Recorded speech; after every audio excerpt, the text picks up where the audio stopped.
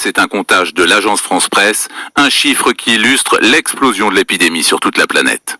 Après 2 jours de confusion, Paris lève provisoirement les restrictions qui empêchaient les Britanniques en transit vers d'autres pays européens de traverser la France par la route. Ces consignes avaient pris de court les habitués, ainsi que le gouvernement britannique. Une semaine après l'ouverture de la vaccination aux 5-11 ans, 64 000 enfants auraient reçu leur première dose. Annonce du secrétaire d'État chargé de la protection de l'enfance, Adrien Taquet. La campagne vaccinale pour les plus jeunes a débuté le 22 décembre dernier. Pas de jauge pour les foires, les salons ou encore dans les zoos et les parcs d'attractions. Précision du ministre délégué au tourisme et au PME, Jean-Baptiste Lemoyne.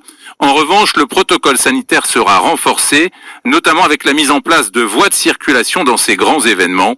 Pour rappel, dès lundi, de nombreux événements devront limiter leur fréquentation à 2000 personnes en intérieur et 5000 en extérieur.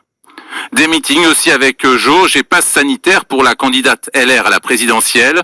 Valérie Pécresse a promis aujourd'hui à Nantes d'être exemplaire avec cette justification. S'il y a des jauges pour les spectacles en intérieur, il y aura des jauges dans mes meetings. Oui, comme ça, La surveillance sera renforcée pour le réseau électrique français à partir de janvier, annonce du gestionnaire du réseau RTE aujourd'hui. En cause, le très faible niveau de disponibilité du parc nucléaire français pour les semaines à venir. Des opérations de maintenance en cours ou prévues en janvier l'expliquent.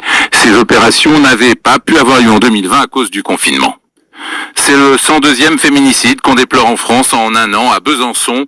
Un homme d'une 60aine d'années a tué sa femme hier à coups de couteau, mais on l'a appris aujourd'hui. À l'arrivée de la police, l'homme s'est tranché la gorge.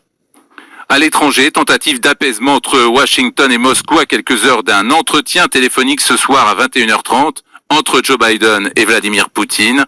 Le président russe s'est dit convaincu qu'un dialogue efficace était possible avec les États-Unis.